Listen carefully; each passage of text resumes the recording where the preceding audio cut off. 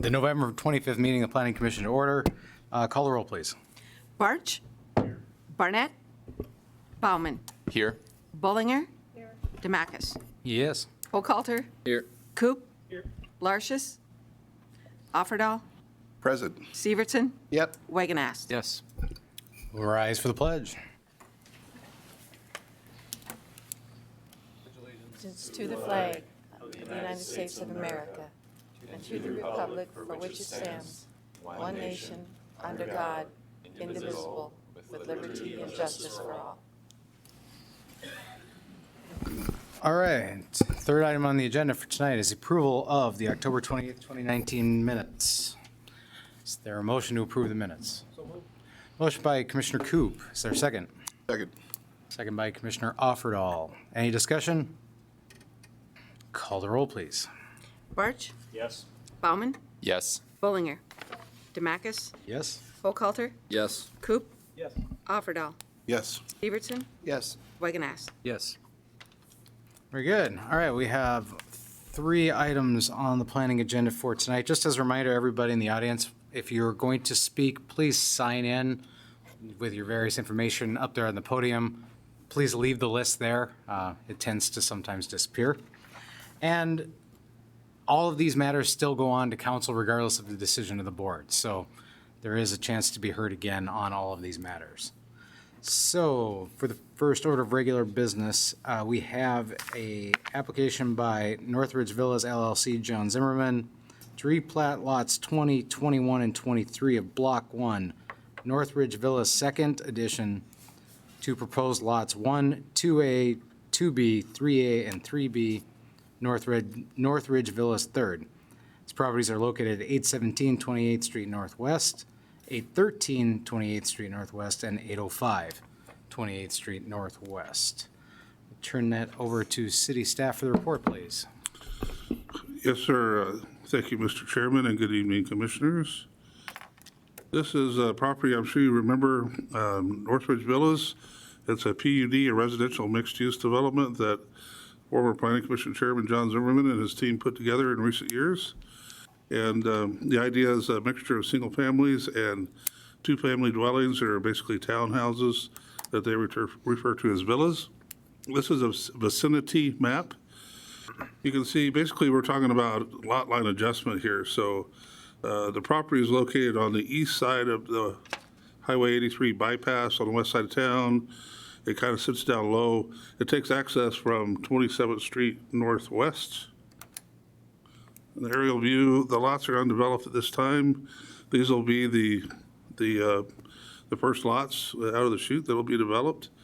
And as the team was working on plans for developing, they did present quite an extensive PUD package, if you remember, that had different villa types and floor plans and single families, landscaping, connections to the Peterson Greenway to the left side or to the west side of the subdivision.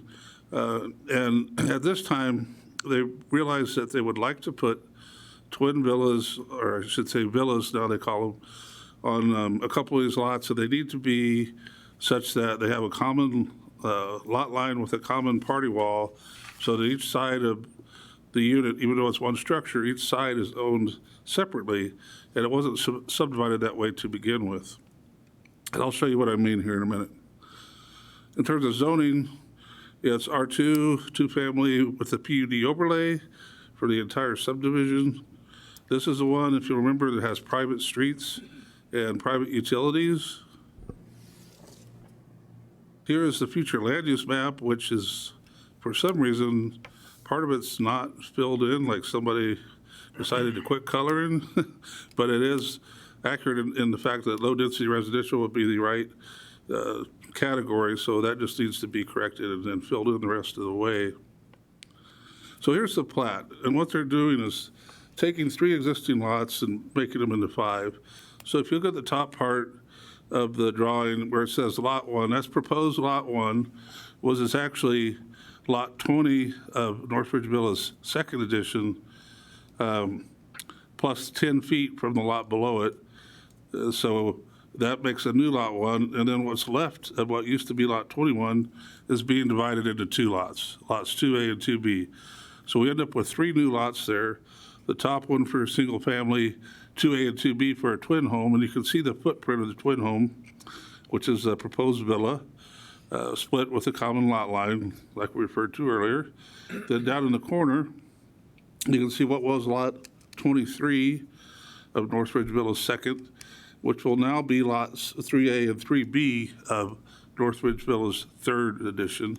And again, that's for a villa, and you can see how that would sit on the lot with the 2 sides under separate ownership. And again, there'd be a common party wall, then a 2-hour rated firewall to separate those 2 ownerships along that common lot line.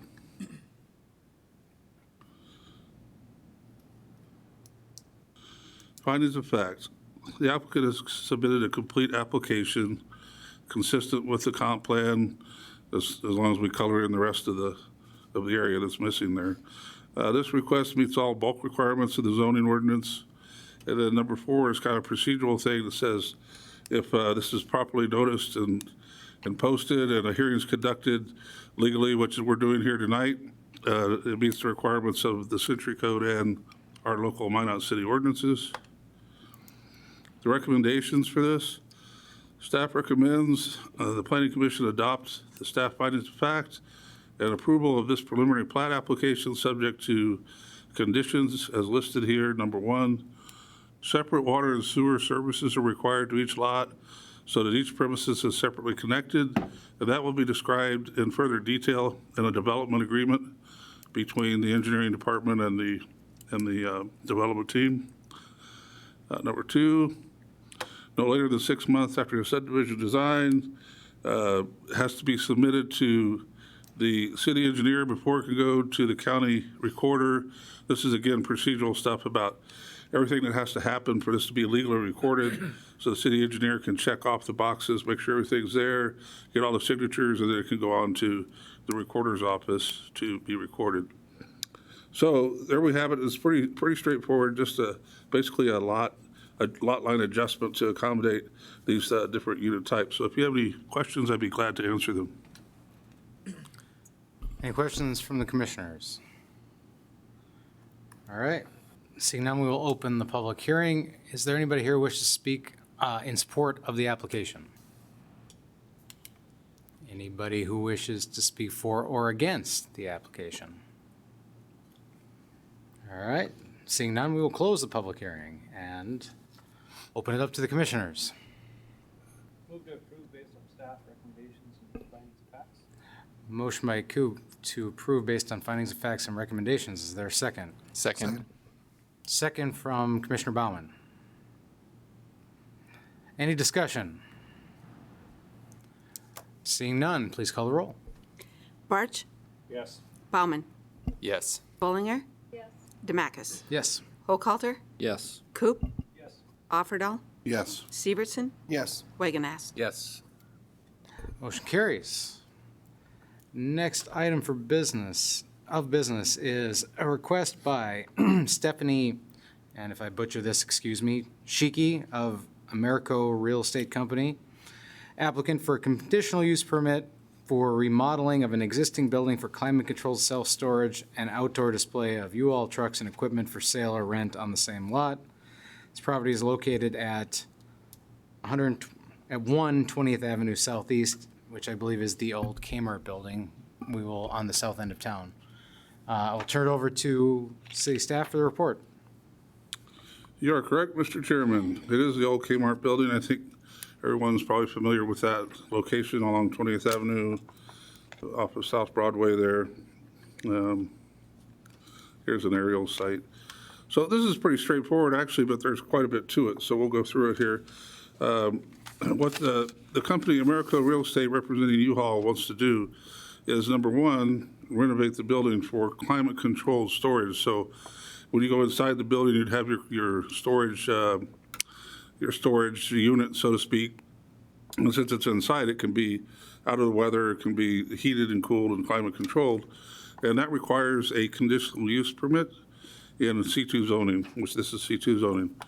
The second part of what they'd like to do is what you might associate typically with U-Haul, where they have their equipment trucks and whatnot. moving supplies available for rent or sale. So they'd like to be able to display outside vehicles, trucks, and stuff out on the lot, which requires, again, a CUP. So this is kind of a two-part CUP, if you will, because if you read, for example, if you read the requirements for climate-controlled conditional use permit or storage, it would say no outside storage is allowed. But in this case, they're asking for that as well. So this is kind of a hybrid of two different uses on the same lot. You see the lot here is about 13.38 acres altogether. It looks like they had to buy more than they really needed because there's a U.S. Bank lot that takes up a little bit of that, and there's that gray shaded strip on the left side of the slide. That's a 50-foot wide access easement so that vehicles can get from South Broadway over to the larger site. And I understand there used to be a Hardee's pad site there. So that larger lot is 11.99 acres. It's the bulk of the real estate there. Parking, the code doesn't really provide an exact number for a U-Haul type situation. We looked at indoor warehousing at 1 to 2,000, one space per 2,000 square feet, and that equals 56 parking spaces. They provided 124 on this plan. I'll show you here. It's kind of light, but you can see where the striping is. And there's obviously way more than 124. There's a lot of area out there, so the amount of parking shouldn't be a problem. I should note that as part of the CUP, the applicants provided a project narrative in writing that in response to some of the questions in the chapter that ask about how it fits into the fabric of the neighborhood, circulation, a lot of different questions about the project, and that was provided as an attachment for you to read. And it also talks about operational characteristics and whatnot. So what I can tell you, some highlights of that, the indoor area that's going to be broken into climate controlled is several different sizes of units, 5 by 5, 5 by 10, 5 by 15, 10 by 10, and 10 by 15.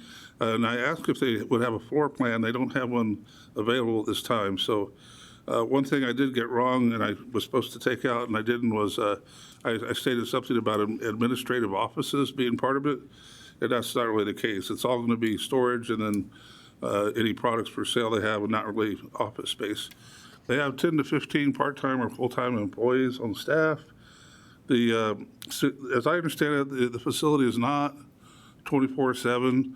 They have hours, so from Monday through Thursday, 7 in the morning to 7 in the evening. They're open Friday, 7 to 8, Saturday, 7 to 7, Sunday, 9 to 5.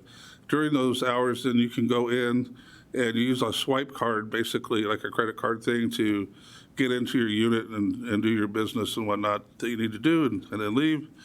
There are security cameras in place as well. The access to the site is through existing curb cuts that you see on 20th and 2nd, and then the 50-foot access easement to the west that I mentioned earlier. One thing that's required for CUP is the landscape plan. This is a commercial zone, C2. I can skip forward and show you that. This really doesn't matter that much. It's C2 and it's all C2 around it. But back to the landscape or the site plan. Landscaping is required. You'll see along 20th Avenue, a bunch of trees shown there. Those are required, and also up 2nd. Along 19th, which is a street in the back, there's no room. And it's a pre-existing situation that's built out. There's no landscape area on the site.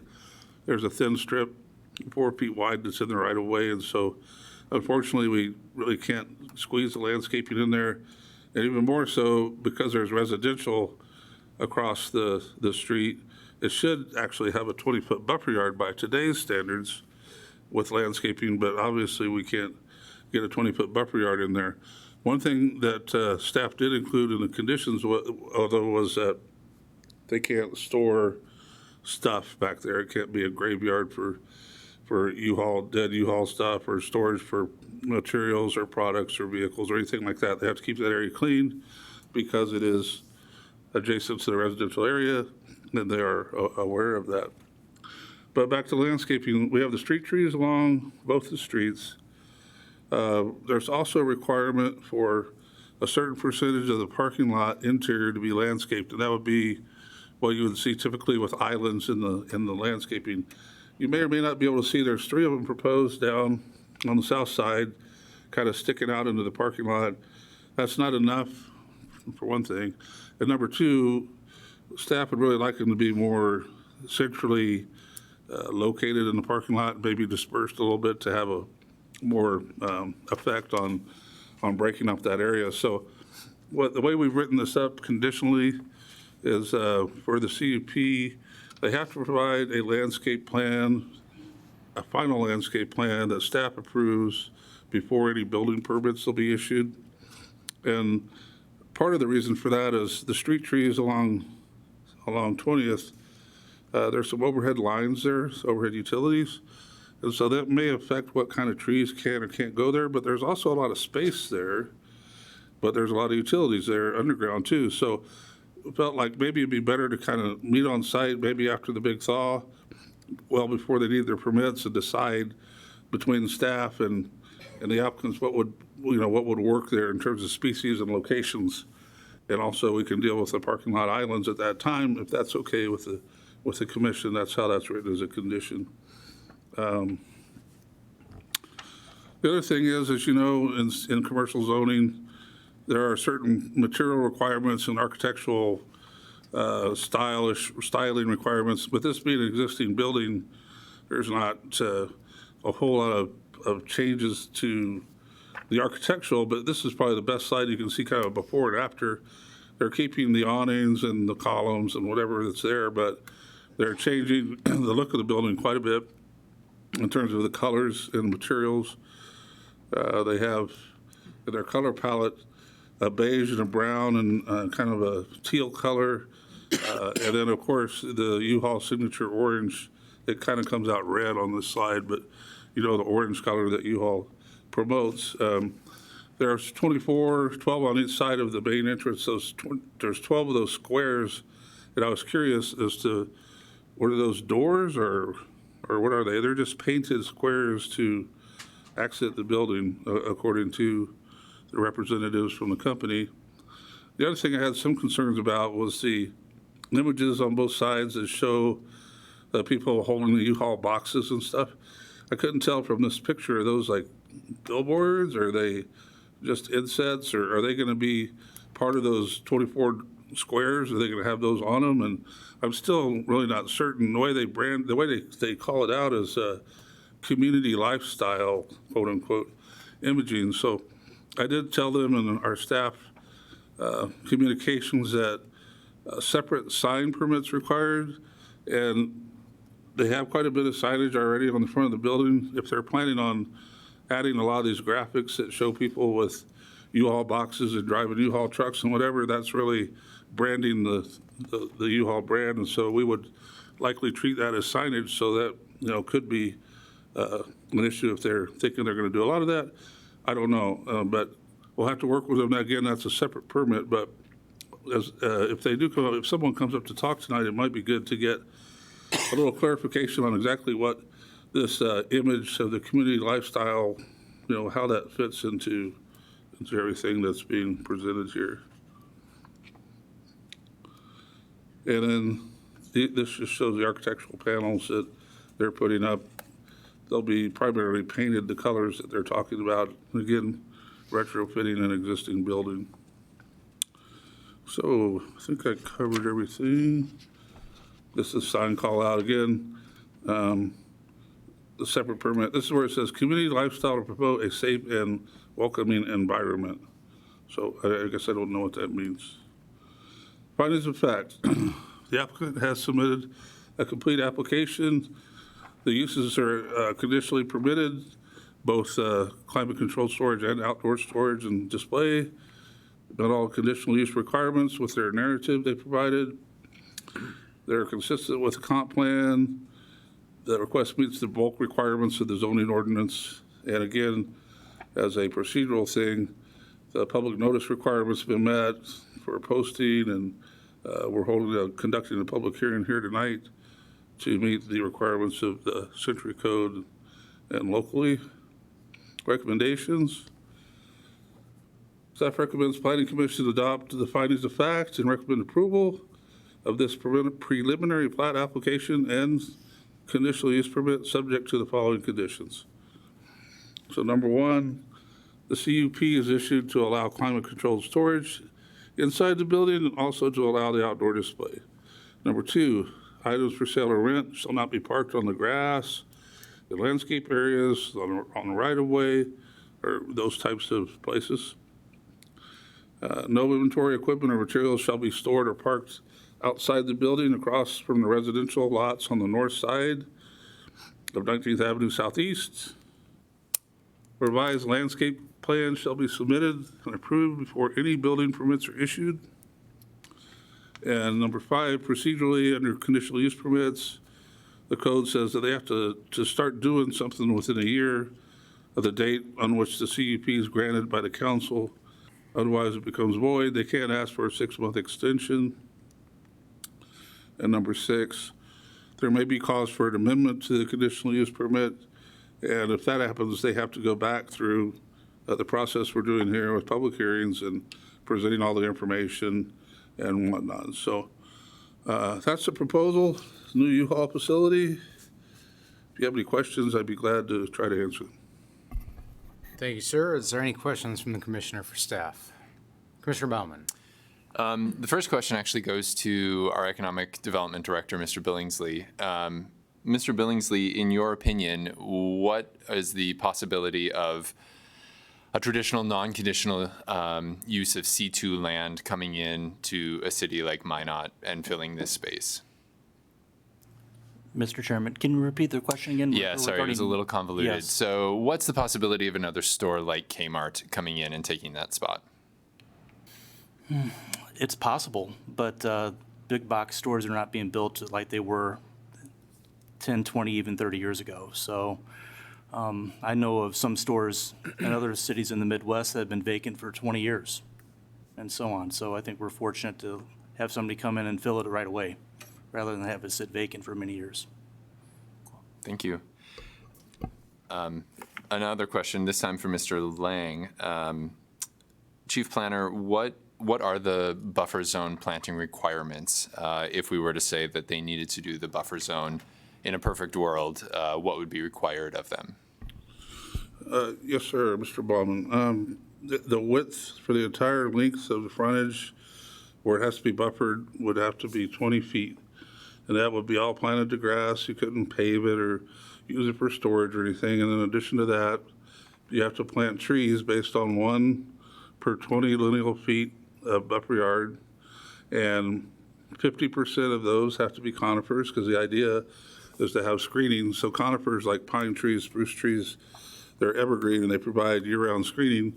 But in order to provide some flexibility, they don't have to be all conifers. They can be 100%, but the other 50% could be ornamental or large deciduous trees mixed in with the conifers. And then there are size requirements for all those different tree types as well. Okay, thanks.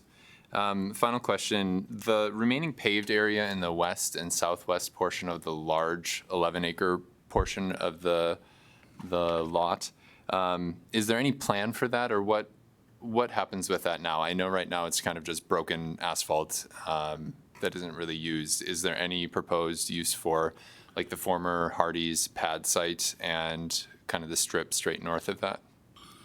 They haven't presented any ideas to us. Certainly, there's a lot more area than they really need, and there's enough area to entertain some other development there, either as perhaps an outlot in the future or even some kind of second building on the same lot with shared parking or whatever. But they haven't brought anything forward. I don't know if anybody's out there that might talk to that from Americo tonight, but no, they haven't said anything. Okay, thanks. Mr. Chairman. Yes, sir. Mr. Commissioner Wagonist. Question for Planner Lang. Has the commission made previous exceptions for the outdoor storage in a C2 zone? We got any recent examples? You mean along the back where the Outdoor residential? storage in general in this zone?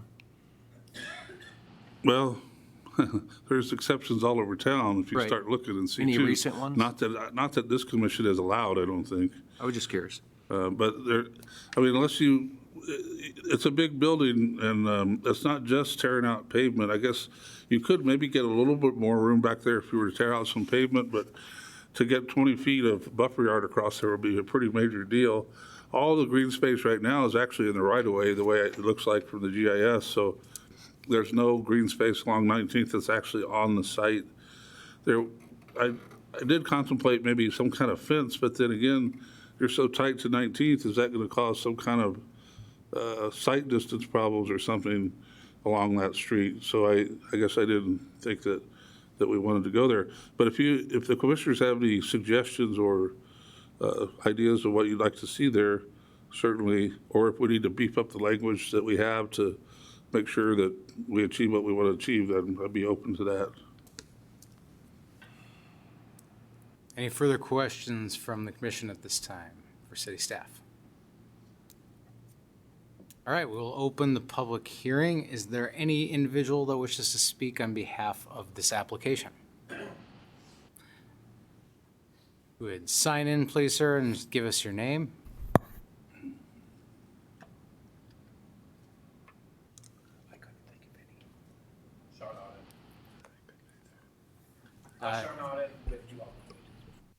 Welcome. Is the green light on there on your mic? It is not. Push the button there on the bottom and it should light up. There we go. Good deal. Any questions from the commission here? I'll take a stab asking the same questions that I asked Planner Lang. The southwest corner, the former Hardee's pad lot and the strip of pavement just going straight north until 19th. Do you guys have any plans for that particular use of paved area? We do not currently.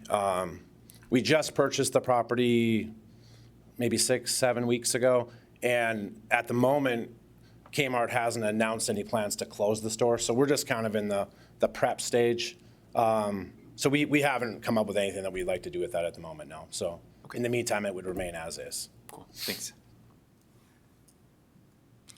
Sean, can you talk about the signage that Sure. Mr. Lang had brought up on these community involvement portions of that? Yeah, it's tough to describe. The pictures don't really do it justice. It's very similar to what we have on the side of our trucks. It's really meant to promote the community. Typically, we would use someone local within the Minot area, maybe an Air Force member or something, like we do on our local trucks. I'm not sure if you guys have seen them, but we have a bunch of vans around town that have local Air Force members on the side of them. It's just a partnership between us and the community. Where are they? Are they like a picture of a person on the side of the building or? Yeah, it's kind of an advanced banner, I guess, is the best way to speak. It's a 3M material that was designed for us to withstand the elements and still provide a really high-quality image. It's very similar to stuff we've done in a lot of downtown areas. It goes over pretty well with most of the community citizens. It's not directly painted per se on the side of the building. It's a banner, and it could be moved. Correct, yeah. We look at it as artwork. We don't put any U-Haul logos or anything on it. Thank you. Commissioner Baumann, go ahead. Another question for you. Because this is abutting a neighborhood, can you tell me a little bit about what light designs look like in buildings like this in terms of high Yeah, again, we're in the real early planning stages, but on the rear side of the parking lot that abuts the residential, we don't have plans to store anything back there. It's really just access for semi-loading and unloading, just like it's used today. Typically, we'll use LED downdraft lighting. Of course, we like our properties really bright. We use all the newest LED technology. But it would need to be downdraft so it doesn't shine on the neighborhood. So that's pretty typical for all of our construction.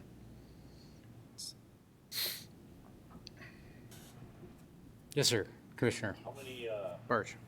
units, be it trucks or trailers, would you anticipate being stored on site or sitting on site at any particular time? You know, it's really hard to put a number on it. It really varies on the economic situation in the community at the time. I mean, as people move in, more trucks come in. As people move out, more go out. We don't plan to close any of our neighborhood dealerships that we have in town. We have 4 currently, plus our corporate store on North Hill. So it will spread out the inventory a little bit more, but it's tough. Hopefully, the economy continues to do good, and we would then have more as more people move to town. Anything else from the commissioners at this time? All right. Well, you can have a Thank seat. you. If we need you, we'll let you know. Okay. Is there anybody else who wishes to speak on behalf of the application? Seeing none, is there anybody who wishes to speak in opposition or in favor?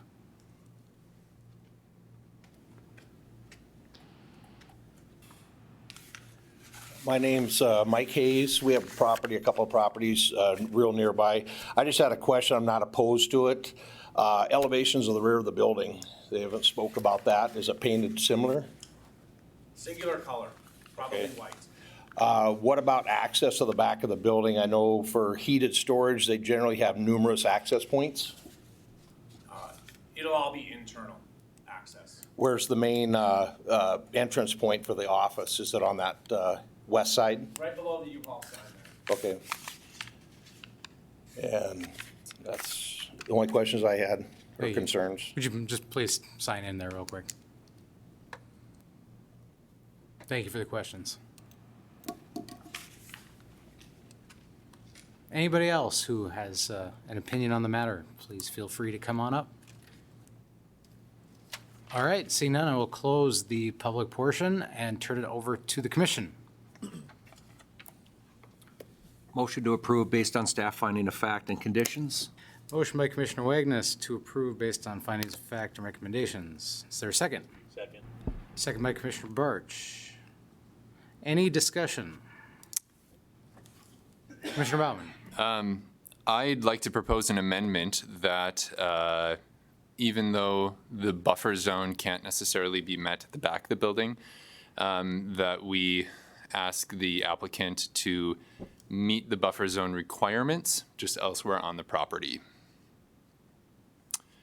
So essentially what we would have requested in terms of plantings on the back side of the building, we ask for that equivalent to be planted elsewhere on the property, whether it's an island or something to that extent. Does that make sense?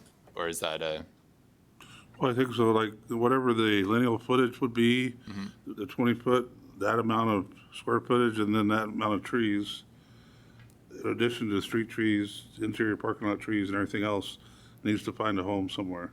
correct? Okay, there is a proposed amendment to require additional landscaping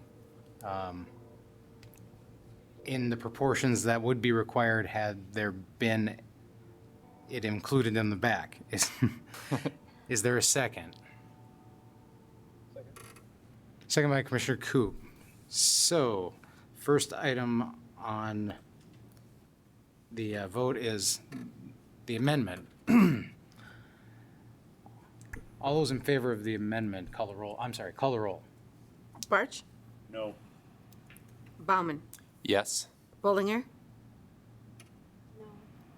Demakis, No.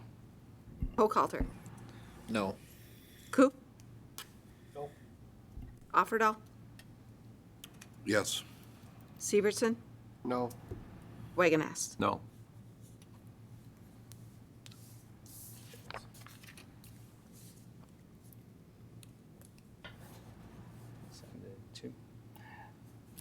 The amendment fails. So the original motion is still on the floor. Is there any further discussion? All right, seeing none. Call the roll, please. Barch, Yes. Bauman, Yes? Bollinger, Demakis, Yes. Hochhalter, Yes. Coop, Yes. Offerdahl, Yes. Severson, Yes. Wagonast. Yes. Motion carries. All right, the final item of business tonight is a request by Jim Redding of the North Dakota Department of Transportation to rezone a portion of the southwest corner of Township 155 North, Range 82 West, Section 30, to public, and to amend the future land use map of the comprehensive development plan to public, semi-public, to subdivide this, to subdivide this parcel with a right-of-way outlot plat, and to annex the proposed lot into city limits, all in order to construct a new building for the DOT's driver's license facility. This property is located currently on the Highway 2 and 52 right-of-way. It was formerly the truck waste station and has never been zoned. Turn it over to staff for the report, please. Thank you, Mr. Chairman. So you may have seen in the paper here recently that there's going to be a new driver's license facility proposed, and this is it. My understanding from the paper is that this would replace the operations at Arrowhead, if that's right, Arrowhead's Yes. shopping center, and be the new go-to place for that. As the chairman mentioned, this site has actually been used formerly as a weigh station, and it is also currently used for motorcycle testing for licensing, and I think CDL, tractor trailer rigs and whatnot. So it still is some limited use, but they're wanting to increase that quite a bit. So the vicinity map here, this is an interesting piece of property because it's part of the highway right-of-way. This is the location. It's basically right across the highway from Schatz's Crossroads. There's an aerial of it, and it has access, as you can see, on the east and the west. There's a couple of accesses that go directly onto Highway 2 and 52. Those would be closed down. But you also notice the red line that comes up from the south and angles off to the right side there. That's the city limit line. So everything to the left and above is in the city limits, and to the right and below is out. So you'll see here in a few minutes also, there's about an acre, a little over an acre that has to be annexed to make sure that the entire property is in the city limits. So it's unique because it is right-of-way, so it's never been zoned anything. It's never been designated anything on the land use map. And in terms of subdividing it, being right-of-way, we had some discussions about how to best approach that. And you may recall a few months ago, with the Magic City Discovery Center on the north end of town, because of the slope along there, the project really required some land to deal with that slope that required NDDOT right-of-way. And so they prepared what they called a outlot right-of-way plat, and that's similar to what we're going to propose at this location. This is a rough schematic from NDDOT. The red X's are taking out those accesses onto the highway, and then the black arrows would be new approximate locations of access off of 20th Avenue Southeast. The blue area on the right is the existing truck and motorcycle test area that would remain. It would be fenced. I assume the light blue area is for employee parking because it shows parking spaces there in a smaller lot, but in the yellow, there's a lot larger parking, like 40 spaces or something, so that would be customer parking, and of course, the building is shown in kind of the tan color there. As I said earlier, it's not zoned anything, so because it is a public agency, the staff decided and NDDOT agreed that public, the P district, would be the proper zoning. It also doesn't have a land use designation, so public/semi-public would be the right land use designation. This is the right-of-way outlet plot that I mentioned earlier that would split that right-of-way off into a legal lot, a legal description of a lot. And then there's the 1.05 acres on the east end that is not in the city that would need to be annexed to complete that. So we did have a neighboring property owner at 13th and 20th, which is kind of over to the left side of your screen there. Wesley Ford has a facility there. They were concerned about traffic flow coming in and out of this new driver's license facility. And so I forwarded that concern in an email to the engineering department, because that's not really my wheelhouse. And so I was hoping maybe someone from engineering could talk about how they envision, if there is an issue with traffic, and how we could deal with it. I handed out a handout that came from engineering with some signage suggestions on your desk earlier this evening. And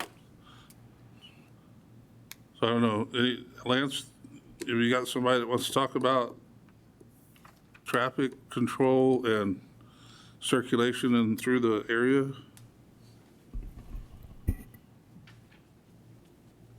I have this slide here for you, and I have this one too, that shows the 13th intersection.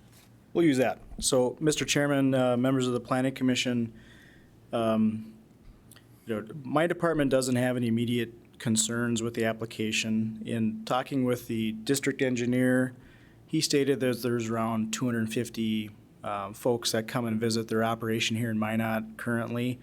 If you spread that over a 8-hour period, it's not a significant amount of traffic. None of those roadways in that area have any kind of capacity concerns. Likely what we'll have the DOT do is just do an analysis at the intersection at 18th Avenue and 13th Street to see if there's any level of service change. There's likely not a whole lot we could do about it. It's not an ideal place for a four-way stop location. It's probably not going to generate a traffic signal warrant or anything like that. So from that standpoint, we're pretty comfortable with what's shown. The frontage road, we just repaved it here a couple years ago. It's in great shape, so we don't have any concerns on the roadway. So it's built to handle this kind of traffic. There could be some confusion, though, about how to get back on the highway just because of some of the accesses that are being limited. When you get to 13th Street, that's essentially a right-in and right-out type of intersection. It's not uncommon in that situation to put up some signage to help people understand how to get back to 13th Street so that they can get on the highway. And we can work with the Department of Transportation to have those signs created and installed in our public right-of-way. So with that, I'd be happy to answer any questions you might have. So if you were heading south on 13th, just really quick there, or on we're talking on 17th or 13th there? 17th, right? 17th Street. Then you can if you were heading south, you can make a left off of 17th, but you can't on 13th. If you're heading south on 13th, you can't make a left onto 20th, correct? That's correct. Okay.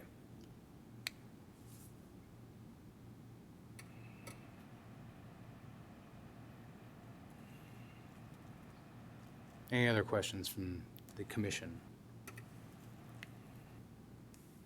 I think you're good. Thanks, Lance. You're welcome. All right, thank you, Mr. City Engineer. So I think that's really all the slides that I have. Findings of fact, the applicant has submitted a complete application. The property is somewhat unique in that it has been used only for right-of-way purposes and really no conventional development. It's not zoned, it doesn't have an address, it's not on the future land use map, and it's only partially annexed. So we're going to try and fix all of that in the items before you. Rezoning to a public zoning district is the proper fit. Future land use should be public, semi-public. As you may recall, the public zoning requirements were revised recently where a member of the Planning Commission, basically the chairman, and a member of the city council as appointed by the mayor are to attend DRT meetings for public projects, publicly zoned projects, and we did have that meeting not too long ago. The request meets all the bulk requirements of the zoning ordinance. The land to be annexed is urban in character. City services are available and they have adequate capacity. Annexation is in the best interest of the city and the applicant. And this again is the legal procedural language that talks about posting the notices and that we hold a public hearing, which we're doing tonight. Staff recommendations and conditions. Staff recommends the planning commission adopt staff findings of fact and recommend approval of this. Number 1, map amendment 2, rezoning 3, outlot plat application, and 4, annexation, subject to the following conditions. Number 1, a stormwater management plan is required for development to be submitted to the engineering department. Number 2, erosion control will need to meet state and city engineer's office requirements. Connection fees are required when connections are made to city utilities. Number 4, all access to US 2 and 52 will be eliminated as part of this project. Number 5, new access locations off of 20th Avenue Southeast are to be approved by the city engineer as part of future site plan review. Number 6, public does require this to meet the standards of C2 commercial, general commercial, so a landscape plan is required at the time of site plan review. It shall include a plant list and meet required commercial landscape components for set forth in chapter 24 for commercial development, including street trees, parking lot, foundations, etc. Also in C2, tying back into public are commercial standards for building construction materials and architectural design. It has to meet those standards. And then number 8, this is dealing with the plat in terms of the procedures that has to follow so that the engineer can check the boxes and then can move on to the recorder and be recorded. And then number 9, the property will be annexed into the city limits in accordance with the proper sections of the Century Code that deal with annexation by resolution of a city. So with all of that, I'd be glad to answer any questions you may have. Any questions for staff? Seeing none, we will open the public hearing. Is there anybody present who wishes to speak on behalf of the application? Please come forward.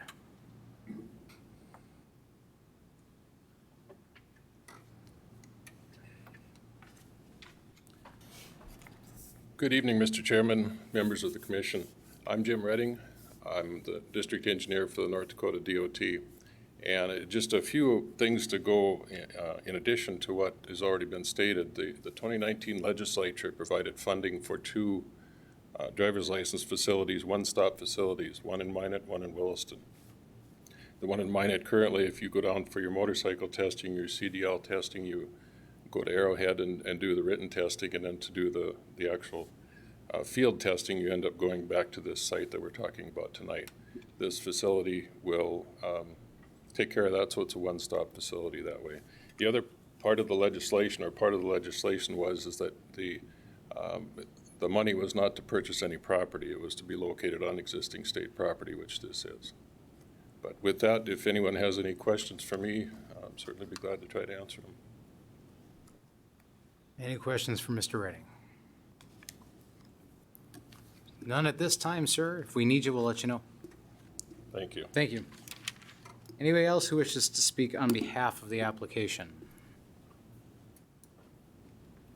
Anybody who wishes to speak in opposition or in favor of the application?